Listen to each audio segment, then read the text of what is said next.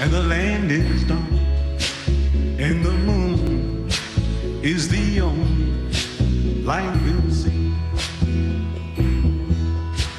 No, I won't be afraid. Oh, I won't be afraid. Just as long as you stand by. And darling, darling, stand by me. Oh, stand by me. Oh, stand by me. Stand by me. If the sky that we look upon should tumble and fall, or the mountain should crumble to the sea. We got a lot to talk about in a 15 to 20 minute span. I've only done 2 videos since fight night. I did my initial post-fight video, which I'm sure you've probably seen, and then we did a live stream that lasted till about 4 a.m. in the morning or so. So we got a lot to talk about, man. Now, let me tell you this. I did watch, I can't say every, because I know I missed some, but as many interviews from Abel Sanchez, Eddie Reynoso, Oscar De La Hoya, Tom Loeffler, Golovkin. But I guess this is a good place to start. Do you agree with this? We're only going to watch about maybe 1 minute or so of it because they're going to be talking about it all week. And they have been talking about it all week. But obviously, as you know, this is Max Kellerman, who works on HBO for the HBO boxing telecast. This is him giving his opinion on the fight along with Stephen A. Smith, who him and Teddy Atlas on Saturday night after the fight was on some shit. We may get a little chance to watch some of that later on in the video. But let's start right here. Tell me if you agree with this. It's about the whole video is about 6 minutes or so. And they talked about it longer than this, but we're just going to watch this little snippet. Please subscribe, by the way. Decision? I thought it should have been a draw. And particularly, I thought Canelo won 4 of the first 6 and Triple G won 4 of the last 6. But one of the 4, so it's 6-6, no knockdowns, no extra points, so it's a draw. One of the reasons that I have a problem with the decision, not a huge one, I think you could give that fight to Canelo, but the 12th round, look, Steve Weisfeld's one of the judges. He's an excellent judge. But the 12th round was pretty clearly Triple G's, and 2 of the 3 judges, including Steve, scored the round for Canelo. Now, had that round been scored properly for Triple G, it's a draw. And so if you're Triple G today, you're going, hold on. I should be 1-0-1, and instead I'm 0-1-1, because he should have won the first fight and drawn in this fight, in my opinion. But look, when you're claiming the entire time that you're going to fight Mexican style, you're trying to goad the counterpuncher who's Canelo into standing toe-to-toe with you, and then he stands toe-to-toe with you, and you try to fight on the perimeter of the ring behind the jab, which he did effectively in a way, but Canelo is the one bringing the fight. Canelo's the one landing the damaging shots, especially in the first half of the fight. You know, you might lose that decision. You know, and that's my point. I'm sitting here watching the fight, right? I'm sitting here watching it. My bad, Max. We're going to give you a better screenshot, Max. Canelo was ripping. We're going to give you a better screenshot, Max. Triple G. So, all right, that's a little better one. All right, listen. I watched the fight. I've been doing this for years. I'm not the type of person that's going to come on here and say, no, you're wrong. Especially when it's such a close fight. You know, I predicted Golovkin was going to win. I'm surprised when I looked at my post-fight interview, my post-fight video numbers, that I didn't have, 1,000 dislikes, But the fact of the matter is, it was a very close fight, and you can't call it a robbery. It's hard to call it a robbery. It's hard to say that there was corruption. One judge scored the first fight for Golovkin. The same judge, Dave Moretti? He scored the first fight, Golovkin, 115, 113. You may ask the question, well, how the hell did the same judge allow the score the second fight? Nonetheless, he scored at 115, 113 for Canelo in the second fight. It's being said that Steve Weisfeld, it's being circulated around that Steve Weisfeld, we don't know what the man was thinking, but I think it was from the L.A. Times. A guy by the name of Lance Pugmire said that one of the judges changed his scorecards because he didn't want it to be a draw. I could see a draw, but however, the judges made a decision. They had to pick a winner. They're like, listen, we're not going to go through this shit no more. We're going to pick a winner. What judge was that stood on the fence that said, was that Glenn Feld? Wait, let's go look at the judges. What judge was that stood on the fence? I purchased this damn fight twice, don't you know? Kind of pissed about that. Let's go look at the cards. Wait a minute, I have the scorecards. I'm tripping. My bad, guys. Let's go get you guys the scorecards. What did I do with it? I don't know what I did with it, y'all. I'm going to find it, though. The point I'm trying to make is look at the things that worked against Golovkin in regards to him not backing up, not necessarily fighting off the back foot, but circling around and allowing Canelo to be the aggressor, to be the ring general. Now, yes, you can say that that Golovkin was controlling to an extent with the jab, but was he really? And in boxing, a jab is looked at as, hold on, I'm going to get it for you. Hold on. Where's it at? I'm going to show you something here when I was looking at the fight. Golovkin had, the biggest shot from Golovkin came in that 10th round when Golovkin hit Canelo with that, what was that, overhand right? But I gave round 10 to Canelo because Golovkin really wasn't doing nothing for two-thirds of the round. Round 12, I did give to Canelo because Golovkin started the round strong and he started taking off to another two-thirds of the round. Now, of course, we can go back and forth all day, but listen, I'm not arguing with you. I'm going to say this. Listen, this is an analogy I use. Let me zoom this in a little more. You have three judges, right? You got Lester, Marlowe, and Stringer. You got Judge Marlowe, Judge Lester, Judge Stringer. Let's say they got a Judge Canelo Golovkin 3, right?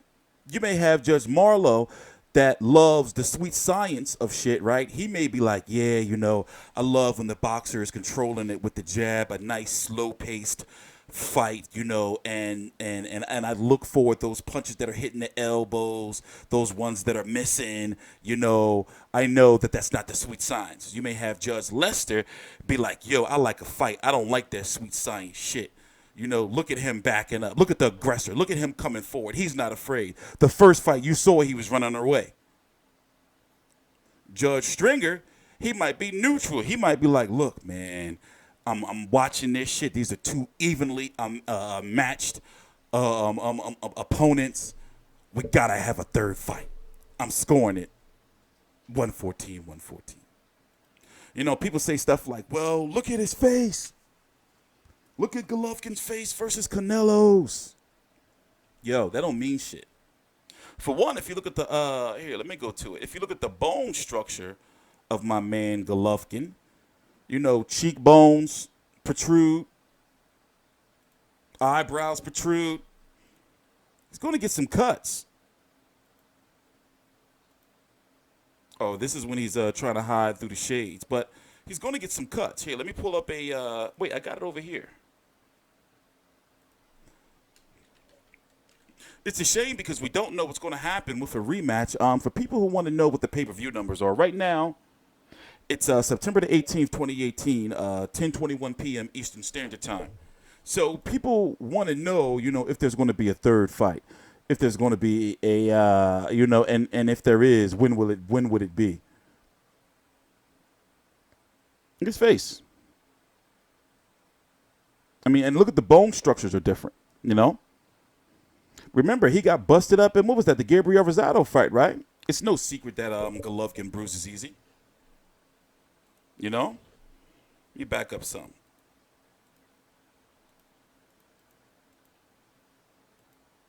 No, but I've been having a chance to like read all the comments and social media posts and watch like interviews and just get like general opinion of the fight. For example, you have this right here.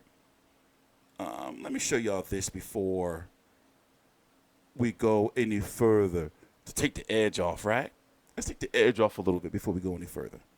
Let me move this over here. Here, I'll be right back. Let's take a little bit of intermission.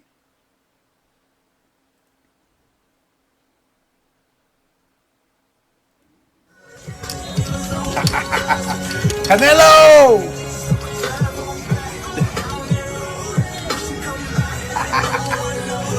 A few moments later. Canelo!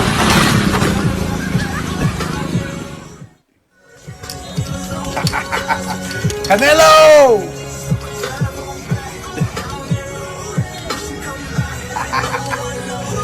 A few moments later. Canelo!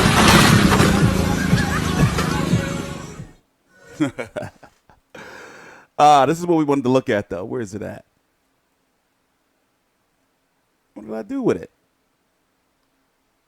This right here. Right? Now, this is all the people that were sitting, the media members that were sitting ringside to be able to watch the fight. Now, the point is that majority of them had Golovkin winning or had the fight a draw. What do you think? What's your thoughts on this? Right? Now, I've been to live events, and I personally prefer to watch the fights from home. With the access of DVR. For example, when I do go to fights, I stay in the back and I have my laptop, and I'm usually streaming the fight in the arena instead of being out there in the crowd. But what's your thoughts on watching the fight from home versus watching the fight there in the arena? Do you think things can sway you? Now, I'm not shitting on these people's opinions or anything like that, but still, it's something that has to be questioned. Also, Golovkin didn't do what he was supposed to do. He is the champion, yes, but in Vegas, Canelo was the champion. He was supposed to go out there and put a boot in his ass, yo. He didn't do it. He didn't do it. Abel Sanchez told him, yo, we're losing here. I have that.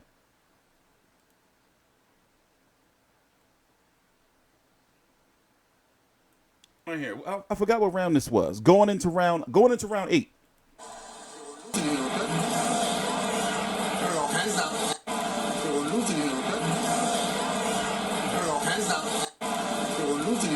Like, to beat a guy like Canelo in Vegas, the jab ain't gonna cut it. Look what happened to Erislandy Lara. And by the way, I had Canelo beat Erislandy Lara. You see this right here? Look at these jab numbers, right? Look at these jab numbers. Golovkin clearly was dominating with the jabs thrown, jabs landed. But if you look at those 547 jabs, you can't say they were evasive jabs, because you would have some fighters try to use the jab to get away. He wasn't trying to get away. He was using the jab to try to set up other shots, but there wasn't enough punch variation. He should have went to the body.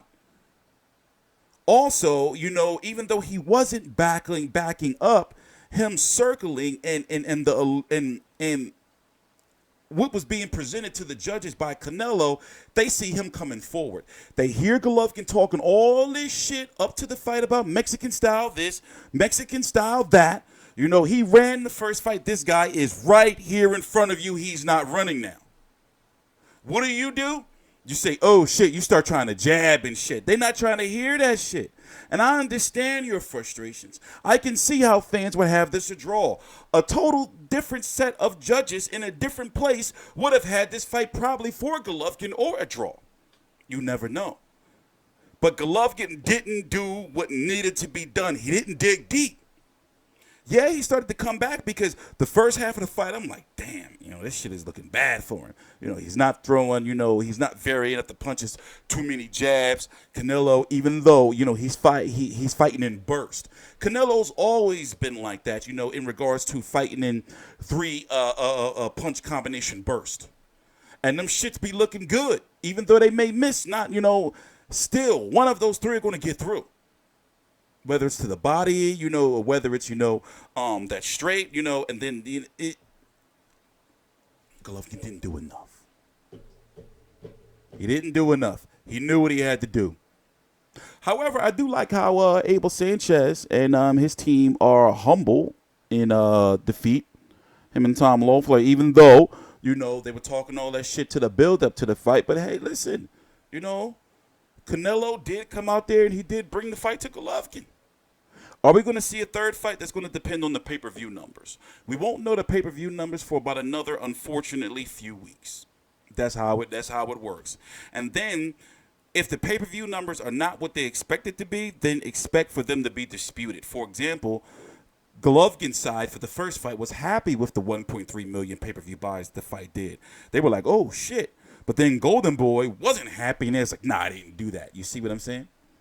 So in this case, I'm thinking this fight can do 1.5 million pay-per-view buys. Look at the fact that both of these fighters are American, fighting on American, television, not speaking English, barely. They didn't speak no English during the post-fight. Golovkin, he said, fuck that, I'm not speaking English no more. If this fight does 1.5 million pay-per-view buys after everything, gate, ticket sales, international shit, Golovkin didn't lose because they made him into a superstar. Of all the naysayers, I remember on social media they used to bash him about how his ratings, weren't, where other ratings were, and 130,000 pay-per-view buys for David Lemieux, whatever it was. Now guess what? He's going to walk away with $70 million plus. Crazy. Remember, 55-45. Obviously, Canelo's going to walk out, with 100 plus million. But if this pay-per-view does 1.5 over here, and it's, calculating the pay-per-view, which was $84.99, I purchased it twice. Unfortunately, I can't get a refund because in order to do this, I had to buy it on Fight TV because when I purchased it on Xfinity, it wasn't ready. It wasn't available on my DVR, only on televisions. So, that kind of pissed me off. So it is what it is. But nonetheless, they're going to walk away with a lot of money. So if you think about both of the fights, Canelo Golovkin 1 and 2, Golovkin's going to walk away with 100 mil, like it or not. It's crazy, right? You don't want to believe it. You don't want to believe it. I'm happy for the brother, man. But now, looking at it, where does he go? He's a year older, for example. From what I've been gathering from it, they really want to fight Canelo's side. They really want to fight David Lemieux in December. I think they want a really big fight for May of next year. I don't think they think David Lemieux is big enough. Can we get Canelo Golovkin 3 in May? Understand that now Golovkin's going to have to take a smaller split, maybe 40% or so. He doesn't have the belts. The politics are going to be different. Fans are going to be like, man, they're just going to rob him again if it takes place in Vegas, even though I don't feel it was a robbery and I don't feel it was any corruption. It's going to be hard to really, financially, the fight is there. If you look at the 160-pound division, who do you have? You have Billy Joe Saunders, WBO 160-pound champion, who's taking on Demetrius Andrade on October the 20th on the Zone. We're going to be doing full coverage for that fight here.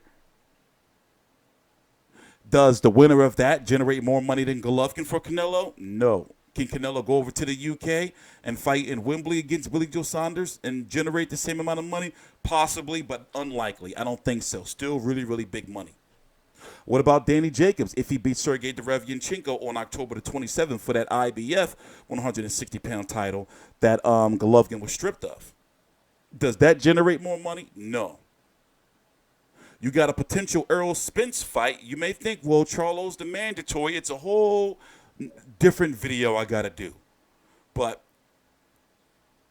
I'm thinking that Errol Spence would get a shot at Canelo before Charlo. It's very, very, very, very possible. And they're cooking up the recipe. Well, they're drafting the recipe right now. Look at Charlo and look at Errol Spence interviews. They know the deal. Golden Boy would offer the fight to Spence before Charlo. But, Charlo is the mandatory WBC. I would love to see that fight. But Canelo right now, we've learned that he will drop belts and that he is a diva, he's become diva-ish. He's not full-blown diva like Cotto was during his bullshit 160-pound title reign. But nonetheless, he is becoming a bit of a diva. If we were to see Canelo versus Golovkin 3, it would be in September of next year, and then Golovkin would be 37 years older. Canelo would be better. He's in his prime right now, or really, really at his peak. So many things. But looking at these punch stats here, let me pull up another one for you. Wait, did I pull it up? With the power punches, Canelo dominated mostly in body shots.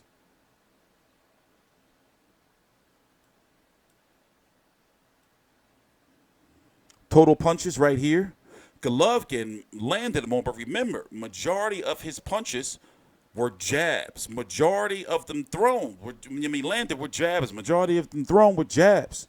Canelo went out there firing bombs. Like I said, I'm not here to try to, sway your opinion at all. And what we're going to do is we're going to be doing a live chat where we're going to talk about all of this stuff, like in a lot more detail. I hope this is, there we go. Let me see if I can zoom this in a little bit more. This is the first fight stats. Golovkin varied his punches. Okay, for example, he landed 108 jabs, 110 power punches, 342 power punches thrown, 361 jabs thrown. Canelo varied his punches through 233 jabs, 72 power punches, but obviously he landed double, just over double the power punches. It was a completely different fight, where Canelo obviously used movement, was more evasive in the first fight. Golovkin was the pressure fighter. In the second fight, Canelo didn't give no ground. That had to sway the judges. That had to. And and then for the people clowning Golovkin, it's like, yo, it was a close motherfucking fight. It could, you can look at this fight multiple times and say, well, I noticed this in round 7, so I'm going to give this round, him again. Listen, these fighters, both of them, I'm not taking nothing away from Golovkin. These fighters are both evenly matched. We need a third fight. I know De La Hoya and his team and everybody riding high right now, but we need a third fight. We need a third fight. The right cheekbone of Gennady. My bad. It's red, and here's an uppercut from Canelo Alvarez. The right cheekbone of Gennady. Body shot coming. Oh, that uppercut. Oh, also, they both show that they have, crazy, outstanding chins. Their chins are just crazy. Canelo not giving no ground, but at the same time, Golovkin is not backing up like people said he was going to be doing, or like people said he was doing. He's more so circling the middle of the ring. It's just that Canelo's not giving ground like he was before. Very different fight than the first fight. But it's a shame that a lot of people do. And it is what it is. It is what it is. Let's hear a little bit more of what Stephen A has to say. Now let's listen a little bit more to Max. A little bit more, then we got to go. And to pull out what I thought was a draw. But at any rate, to hurt Canelo late after he'd been raked to the body and worked over in the first half of the fight, that was an epic middleweight title fight, and I'd love to see a third one. I wouldn't.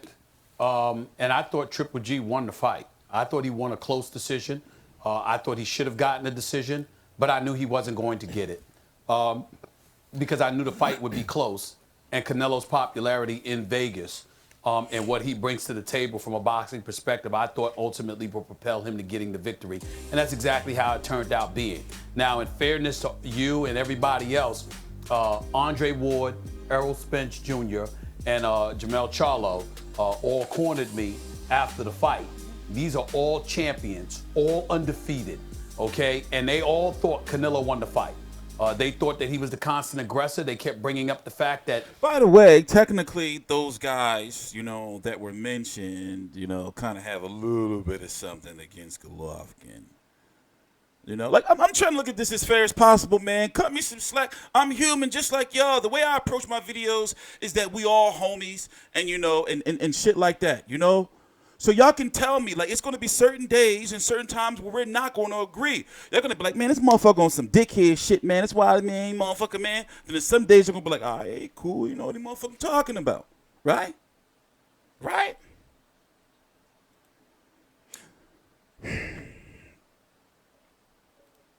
Triple G was talking about Mexican style. Triple G wanted Canelo to stand there and face him. And Triple G got exactly what he wanted and instead elected to back up and utilize his jab. I'm not holding that against Triple G. My attitude is this is boxing. Jabs win as well. It helps you accumulate points. The damaging punches from Canelo came early. The damaging punches from Triple G came late. Where Max and I disagree is that I think that Triple G, to some degree, I believe his trainer, Abel Sanchez, when he said Triple G took some of that 12th round off. And I think that may have cost him, along with him retreating and using his jab. He did, That 12th round cost him the fight. That 12th, Golovkin's going to take the rest of the year off. He may not be returning until, he's likely not going to be returning until April or May. And it's going to be interesting to see where he goes from here, if he goes up to 168 pounds. Expect for Golden Boy to play heavy politics with the third fight, even if Golovkin does want the third fight or not. Man, we're going to see, though. I'm TstreeT Controversy. This is TstreeT Controversy Live. Please subscribe.